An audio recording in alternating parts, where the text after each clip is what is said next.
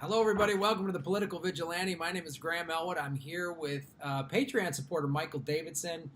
This is one of the things you get to do at the $25 level with the Patreon is we get to have a once a month interview like this. So thank you so much, Michael, for supporting the show.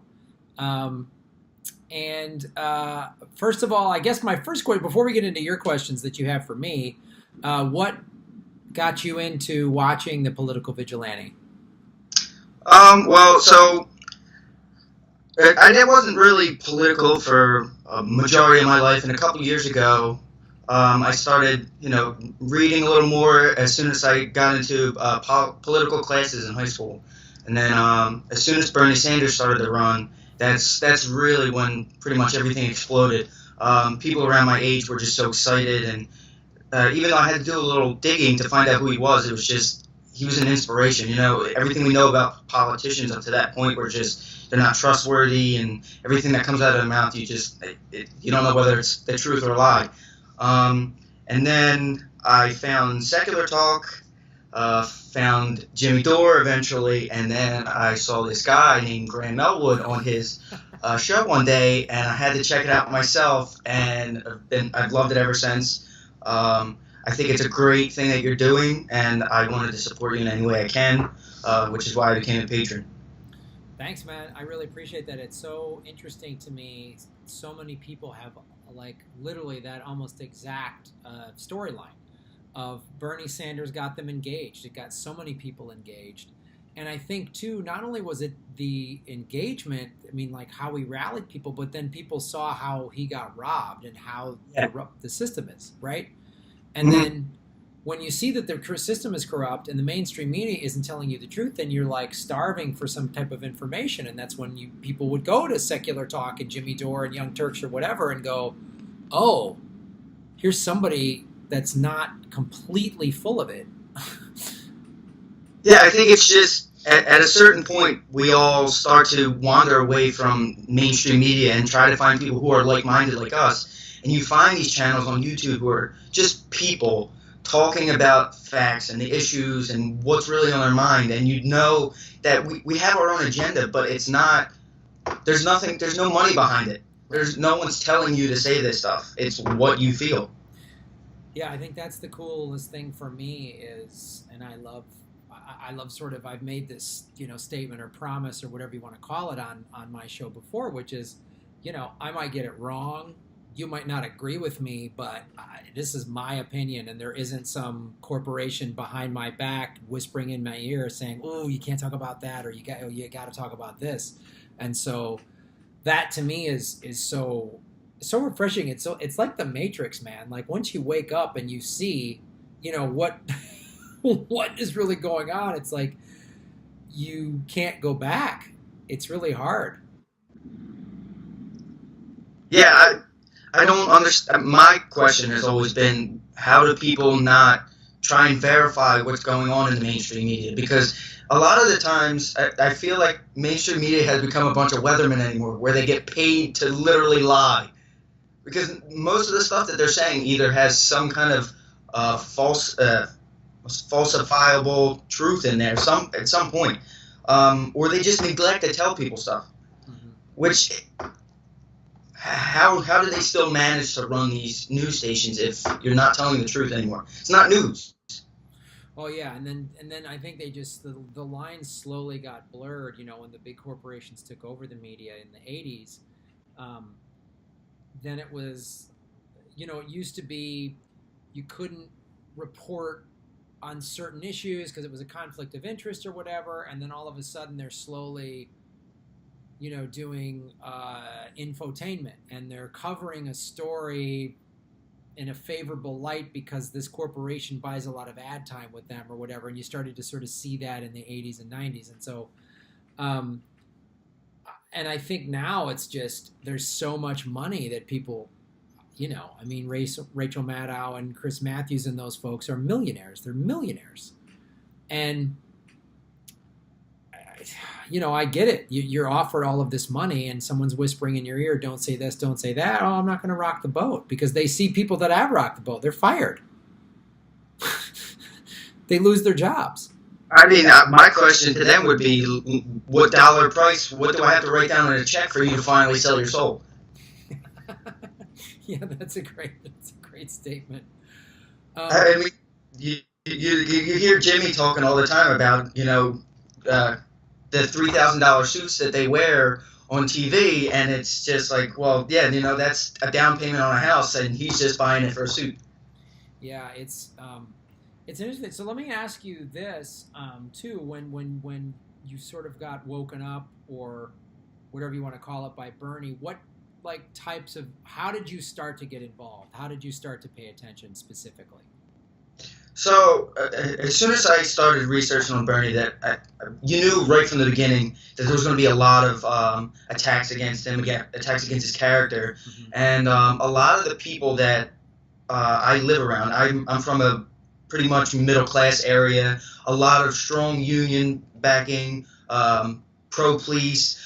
So I mean, there's a lot of mixed messages, because then a lot of them they kind of balance between CNN and Fox News, which I don't understand how they managed to do that. But they'll get some kind of pro-labor-ish kind of stance from CNN, but then at the same time they'll get a pro-police but anti-crime, which is it's pretty much linked to poverty, which most people don't realize in the first place. So as I started researching, as I started learning more about him, I felt it was my responsibility to start educating people around me. So anyone I knew who automatically was just attacking him, calling him a socialist or anything like that, I would have to come back and say, well, really honestly, you don't know what you're talking about. Either you're getting talking points from some mainstream media source, or you're not looking into them and you're just going from what other people hear. One of my uncles he's super pro-Trump. I mean, I'm not even sure you can get any bigger of a fan of Trump, but his Democratic nominee was Bernie. He literally said that the only nominee that he believed would ever change the country was Bernie Sanders, which kind of blows my mind that he's pro-Trump afterwards. But it also, I guess it shows you too that the group of people that were completely abandoned by the Democratic Party, Bernie could have picked them up.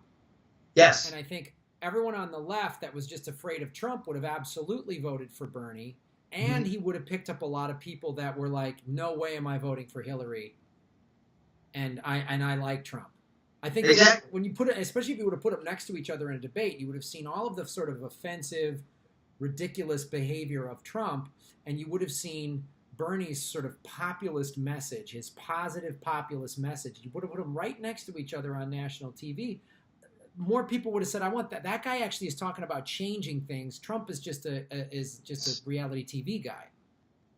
Exactly, and one of his main things about not voting for a Democrat was that he said that the Democratic Party left people like him a long time ago, and once you actually start looking into it, like I know that Jimmy had Thomas Franco on, and he had his book Listen Liberal. I never read it until a month ago, and it was like a slap in the face. We were told growing up that the Democrats are about middle class, hardworking people, jobs, good unions, and then you realize that they are slowly the knife that's been stabbing you in the back the entire time. At least the conservatives or the Republicans, they tell you straight out that they don't care. Yeah, but they just said, we just like rich people, that's all. Exactly. But then the Democrats are supposed to be our friends who are killing us with kindness, essentially. Yeah, that's a great way to put it. Okay, so do you have any direct questions for me, or any topics you want to talk about? Yeah, sure. First, I want to thank you. I know that you have mentioned that you have gone overseas to do comedy shows and entertainment for fellow soldiers. As I mentioned to you, that I'm an active duty soldier right now. So anytime I hear about that, I'm really happy that somebody can go and help my fellow soldiers out. It means a lot. But my first question was... Well, let me ask you this real quick. How long have you been in the service? It'll be 15 months this month, I think, yeah. Well, thanks for your service, man. Thanks for doing that. It's not an easy job, dude. But my first question to you was, we rail on the media all the time, mainstream media.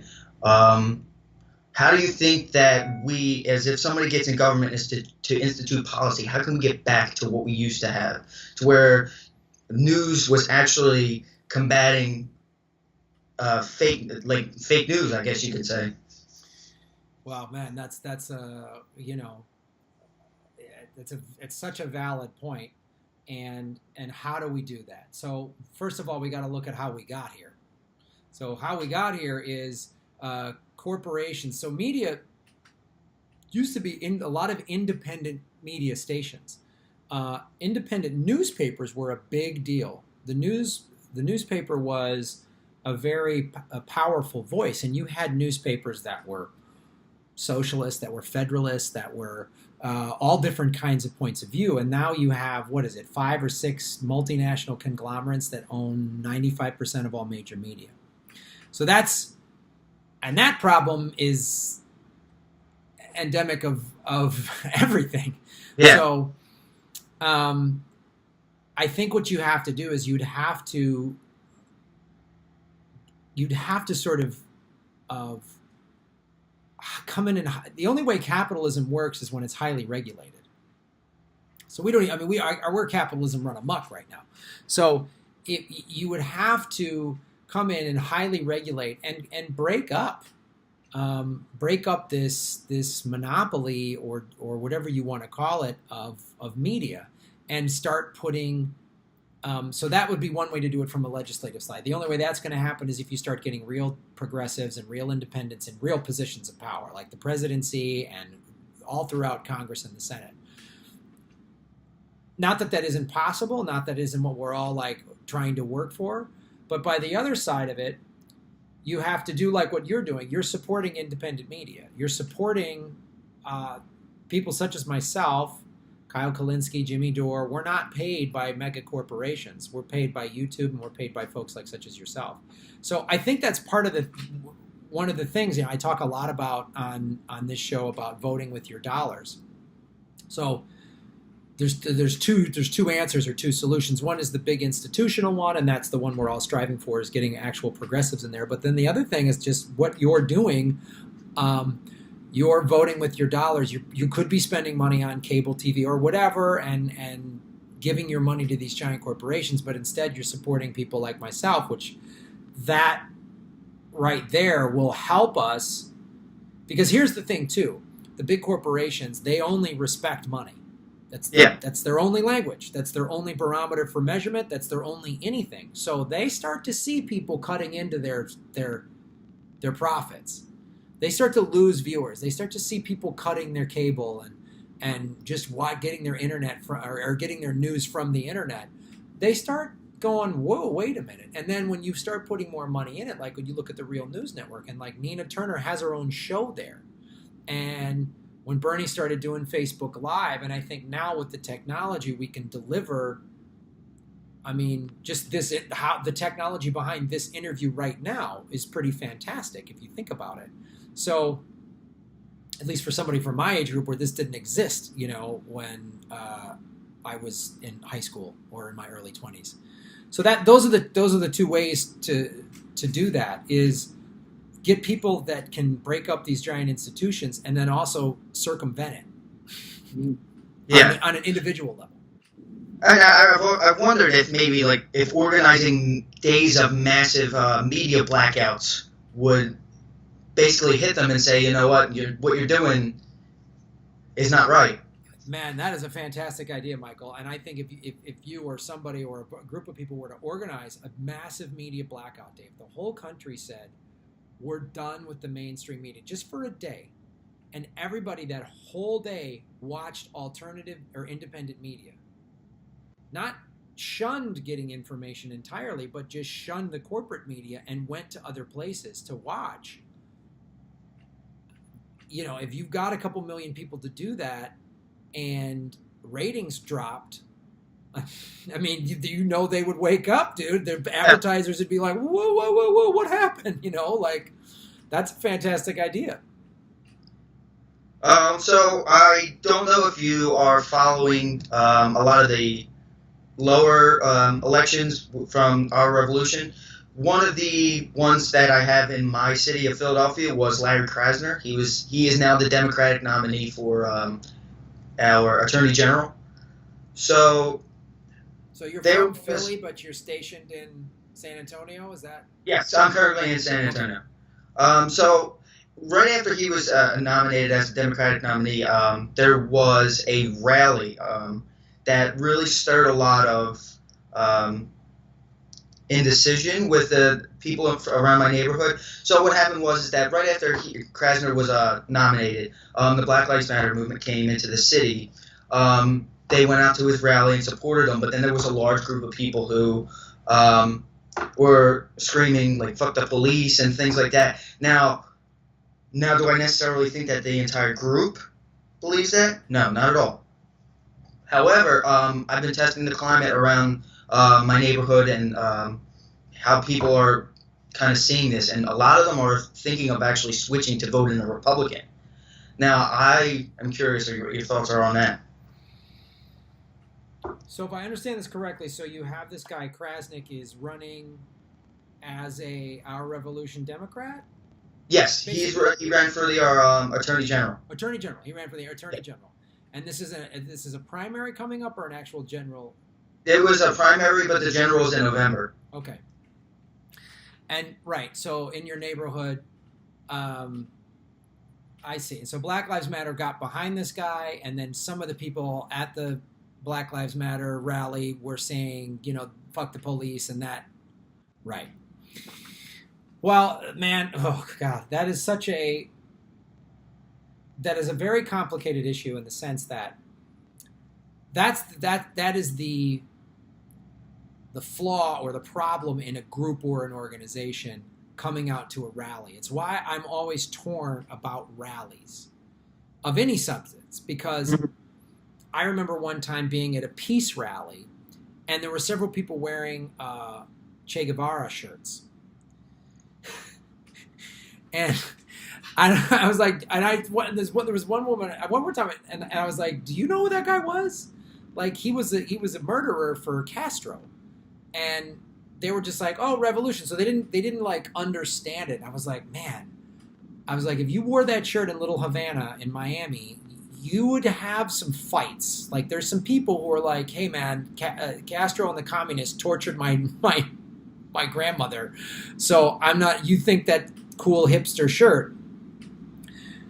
So my point in bringing that up is, as you said, it's not fair or accurate to say all of the people in Black Lives Matter want to hate and kill the police. That's obviously just not true.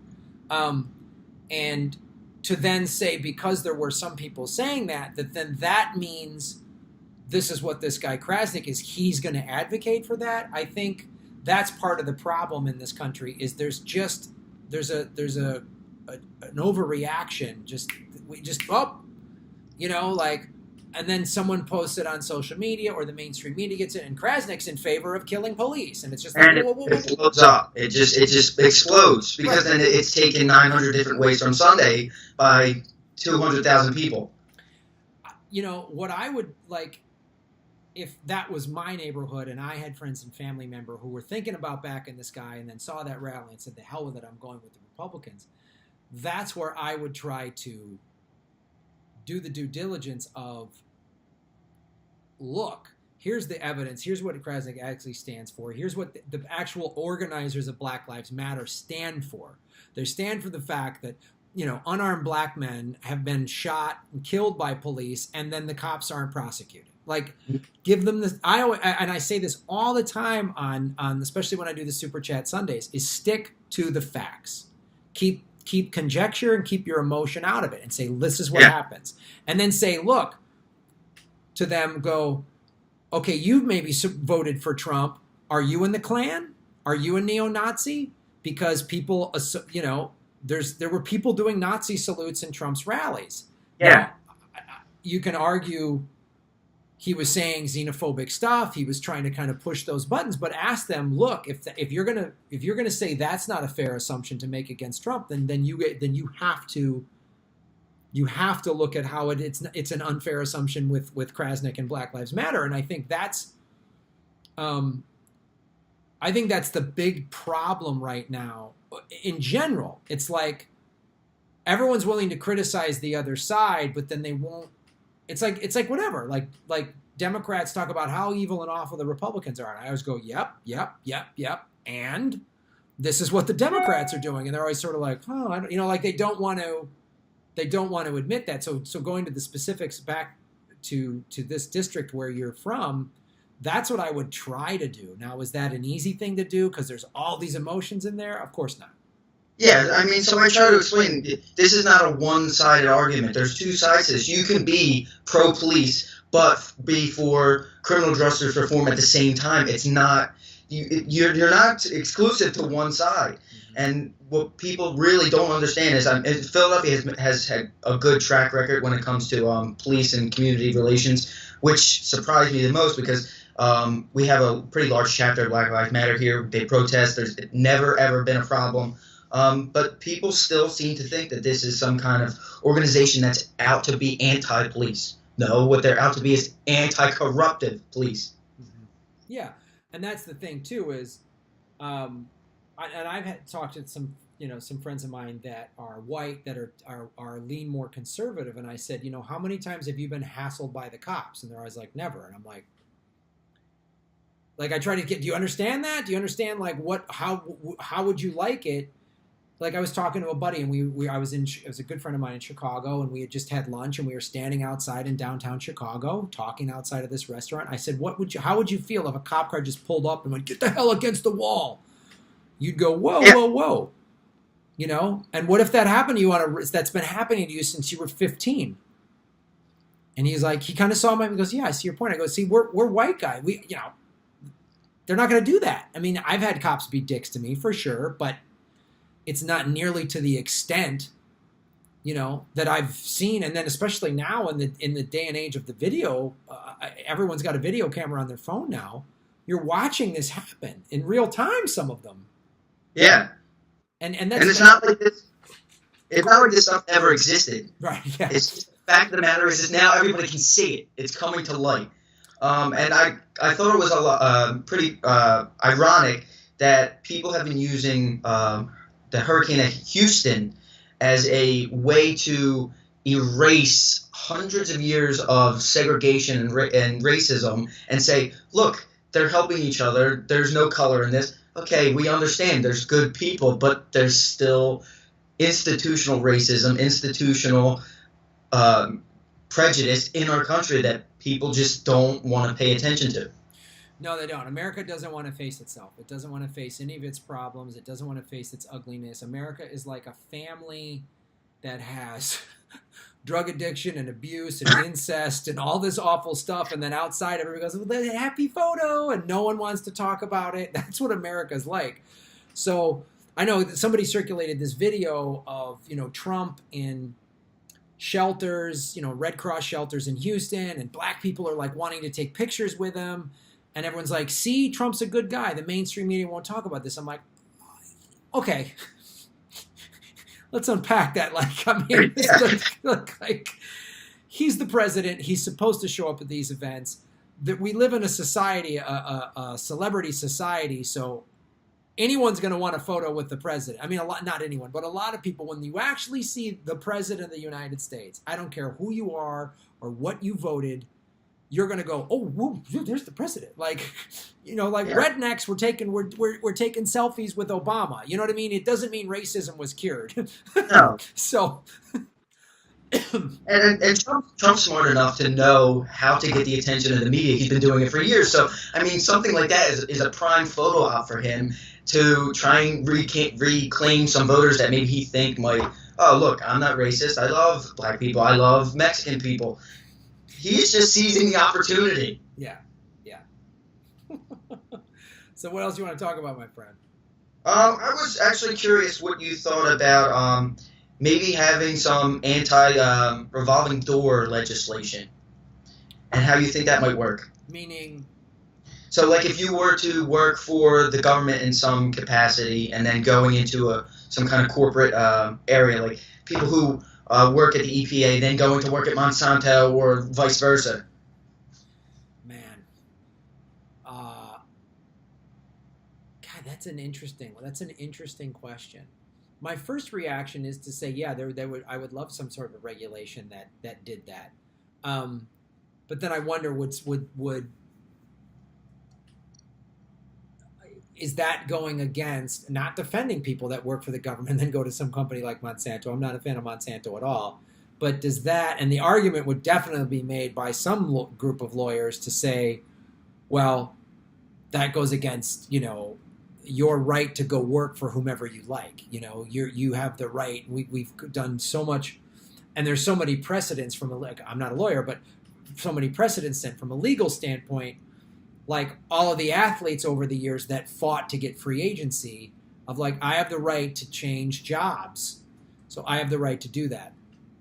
Overall, that's what the argument I think would be to prevent the regulation from that. But to go deeper, though, I think there does need to be, I think the solution to that is not to maybe put in, anti-revolving door legislation. I think the solution is to go even further or go more to the root of the problem, which is get the corporate money out of politics. I think if you get the corporate money out of politics, then that ends that whole revolving door thing. Because I think if you keep the corporate money in politics and then try to sort of Band-Aid legislate that to prevent it, I don't think that would work, because you got to get them out first before you can make any real change, in my opinion.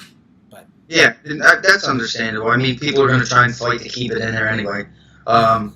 Even in some, this would probably be something that people would have to research anyway for years and years before we could ever come up with anything even slightly legible. But it was just a thought. It's a great thought. I'd love to see it. It's a great thought. Yeah. I guess another question was, what do you think of maybe having? So I know that we're, especially Jimmy and a lot of people are trying to push for Bernie to split off and make a third party. Now, I don't necessarily disagree. I think there's a lot of factors that go in with it. The immediate disadvantages that third parties have against our two-party system. However, I was thinking maybe we could just grab somebody who is Bernie-esque, who has been with him from the very, very beginning, and run them with Bernie maybe as the vice president, like Nina Turner. If there is any candidate who you would immediately disqualify us from being misogynist and sexist, it's Nina Turner, because she gets my gears going, and I love it. Well, I think it's a really good point. The thing is, right now, as we know, Bernie is still the most popular politician in America. Yes. What that means is he has amazing fundraising ability, because that's what this is all about. If Jill Stein could have raised, $500 million, she would have got enough to be, in the debates. So that's kind of what, under the current political system, that's what it's going to take. So, God, yeah, I would love to see Bernie just go, yeah, I'm in. I'm going to go third party, because he would bring so much money. But if he doesn't, if he still feels like he's beholden to the Democratic Party, then I've said this too, and I agree with you. Like, if Nina Turner just said, fine, I'm running third party, I'm going to go, because that's what it needs. You saw Bernie's fundraising ability during the campaign, the $27 donation. You saw that. You saw how that is where that's what controls elections as it stands right now. So, or if he decides not to, and Nina is building up her national reputation for sure, and it's great. I love what Nina Turner's doing. I would get behind her in a heartbeat. If she decides to run or start her own third party or run with the Greens or whatever, she could do it. She could do some fundraising. And or if somebody, I'm just picking this name out of a hat, not that I think this is what he wants to do, but I don't know. Like, then you had a Mark Cuban get behind this party and say, all right, I'm writing big paychecks. And if he gets behind it and gets his millionaire buddies to get behind it, then we could have a real third party. Mm-hmm. And we could have people like, you would need some serious defectors. You would need Nina Turner to defect. You would need Tulsi Gabbard to possibly defect. You would need people like that to defect from the Democratic Party, and run. It's possible. And if that happens, then 2020 could be an amazing year. Yeah. I just think that, if Bernie insists on staying with the Democratic Party, which at this point it looks like he's going to, we need someone to start a new party to where they either meet us in the aisle instead of the Republicans from now on, or we're going to out-left you, which happens to be the most popular policies currently in the United States, and we're going to win. Yeah. So you're going to meet us in the middle, or you're not going to get anything because your alternative is to work with the Republicans. I'm telling you, the out-lefting is the way to go. I just think because a true progressive platform is a populist platform. It's like I believe you told me your uncle is a big Trump supporter, and when he said the Democrats have abandoned working people, if the Democratic Party were to go hard to the left and hard to working class people and embrace a Green New Deal, you would see stuff change so quickly. You would see a lot of things. You would see the economy change. If we went to a Green New Deal, you'd see more jobs happen here. You'd see people more willing. If you go to a guy and give him a job and being able to feed his family or her, they can feed their families. They have good health care. They have a good education. They have an access to college education. Then they're going to be more apt to listen to your hey, inclusion, diversity. They'll be apt to listen. If you shun them and you don't give them any chance or hope or opportunity, they're going to say, the hell with you. Why do I got to play your liberal nonsense if you've just told me I'm worthless and you don't want to help me feed my family? Yeah, and that's kind of that's what Joy Reid has kind of been prancing on about is that no, people don't vote based on economics, they vote based on their values. Well, people haven't been voting on either so far. It's just what gives them the best chance of maybe a good job. And the Democrats aren't offering anything and the Republicans aren't offering anything. Trump was, I guess, a cry to the U.S. saying, listen, people want jobs, people want to work.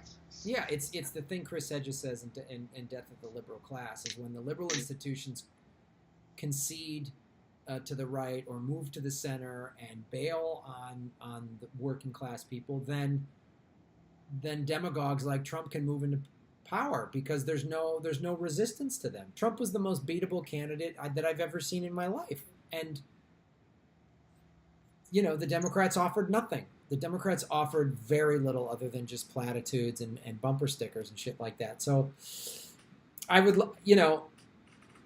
I think 2018 is the year, right? Next year when all these, the primaries and these, a lot of states are having primaries like in the spring, and then when the general happens in November, that's when you're going to see. And I think the Democratic Party will keep being dumb like it is. And I think after November of 18, you're going to see people start to really defect from the Democratic Party because they're going to realize, oh, God, we just got crushed again, and we offered nothing. And the only people that won, are going to be like progressives. Like some progressives are going to sneak through and they're going to go, and some corporate Democrats are going to get primary. They're going to get sent out of there, and they're going to just have to, or they're going to die. They're going to, it's adapt or die. I mean, the party itself has been hemorrhaging voters for months now, and they just don't see the correlation that's going on. And you'll have people who want to justify, oh, Hillary's not more unpopular. She still won by 3 million more votes. Well, she still lost to Trump. She lost the Electoral College to Trump. Literally over 60% unfavorability on the day he was elected. How do you lose to someone like that? Because you have no message. And don't even get me started on that book that she wrote. Oh, yeah, that book, and then that crazy, and she runs an awful campaign. She didn't go to Wisconsin and Michigan and Pennsylvania, and then blames it on everybody else. Yeah, that's... Yeah. Oh, God. And she could have wrote a book that was shorter saying what happened. What didn't happen. Yeah. You didn't go to these states that really needed you to come out. You didn't go talk to people who were looking for the Democratic Party for help. You didn't go to places because you thought they were the Democratic firewall. I mean, I was pretty surprised. The day of the election, one of my local unions was driving around with flyers, and they had megaphones saying all this stuff about how we don't want Trump because he's anti-union and all this other stuff. And I was in the back thinking, Hillary was on the board of Walmart and helped them fight against unions, and she has no record of ever fighting for a union, so I'm not sure if you know exactly what you're talking about. Of course, and they're just played that old card. Democrats are for unions. No, they haven't been in a long time. They used to be. Yeah, been in a long and time. that's when unions were the strongest, and that's when the economy was the strongest, and that's when Democrats actually had a voice in the legislation, but they don't anymore. And it just seems like they're going to keep letting it go. They're going to keep letting it go, moving to the right more, because maybe if we all become Republicans, then some of us will get in. That's a great point. All right, Michael, we got time for one more question. What do you got? Yeah, sure. So my question for you would be, so I want to know why you think nobody ever tries to explain or persuade people for climate change based on economics, because most of the time you hear it based on science. But there's a lot of economic side to it that people really don't realize. Like, if major corporations were to switch from fossil fuels to renewable energies, I mean, they're trillion-dollar industries that pop up almost instantly. But everyone's still so relying on fossil fuels and staying with the way we have it so far, instead of trying something new, which, as we can see, is a massively growing industry. Yeah, I think that's a great point, and I think that's the way how you get people on the right that are sort of climate change skeptics, is you come at them from the economic standpoint. And right now, like in Florida and in Houston, let's talk about the economics of these hurricanes and what they're going to cost these states, what they're going to cost these local governments, what they're going to cost the federal government. Let's talk about what it would cost. I harp on this a lot, but to me it offers so many answers to problems, and talk to them about the Green New Deal. Like, what if we did this? What if we did what China did in 2015? They spent $111 billion to become the number one manufacturer of wind and solar. They just decided to do that. We could do that. What if we spent $111 billion to do that? How many jobs would that create? What if we built an infrastructure, we updated the electric grid? How many jobs would that create? And versus the cleanup costs of dirty fuel, and the asthma I think it's smart to come into the economics of it. I think that's a fantastic way to get people to maybe open up to it. It's just, again, I tell people, stick to the facts, stick to the numbers. Like, these are the facts. Some people aren't going to buy it, but you show them the numbers, you show them the facts, and then... Yeah, I mean, especially if you hit cities and towns that were part of a manufacturing boom, but now they're done. So why don't we just take those places that were creating air conditioners and cars, and let's make solar panels, let's make wind turbines, let's make geothermal energy. We can make green sexy pretty quick. You just tell them that they're going to save some money. Yeah, tell them.